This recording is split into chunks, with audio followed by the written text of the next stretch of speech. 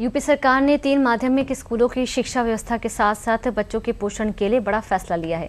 योगी सरकार ने माध्यमिक स्कूलों में रसोइयों की कमी को दूर करने के लिए बड़े पैमाने पर स्कूलों में रसोइया कर्मी की भर्ती करने का निर्णय लिया है। देखिए रिपोर्ट। उत्तर प्रदेश की योगी सरकार ने माध्यमिक स्कूलों की शिक्षा व्यवस्था के साथ साथ बच्चों के पोषण के लिए बड़ा फैसला लिया है।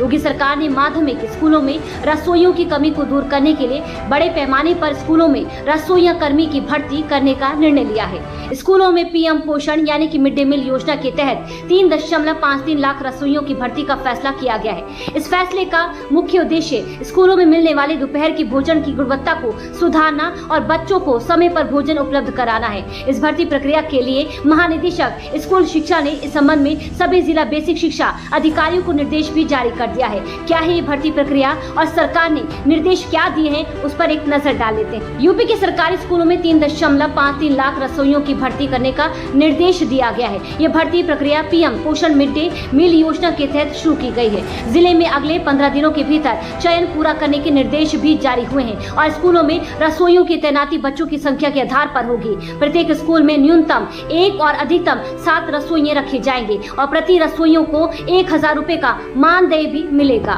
मध्याह्न भोजन प्राधिकरण निदेशक ने चयन प्रक्रिया को पूरी तरह पारदर्शी बनाने के लिए बाकायदा गाइडलाइन भी जारी कर दी है और प्रक्रिया से पहले स्कूलों के निरीक्षण के निर्देश भी दिए हैं। क्या है भर्ती प्रक्रिया की गाइडलाइन और रसोइया बनने के लिए कौन कौन सी शर्तें पूरी करनी होगी, उस पर एक नजर डाल लेते हैं। रसोइया बनने के लिए सबसे पहली शर्त ये है कि आवेदन करने वाली महिला का बच्चा, पोता पोती, भाई बहन उसी स्कूल में पढ़ता हो। रसोइयों के चयन में विधवा और तलाकशुदा महिलाओं की वरीयता दी जाएगी। यदि दोनों आवेदन करती है तो विधवा महिला को पहला मौका मिलेगा। चयन के लिए शासन द्वारा तय आरक्षण प्रक्रिया को लागू किया जाएगा। जिस स्कूल में केवल एक ही पद है वह पद अनारक्षित माना जाएगा।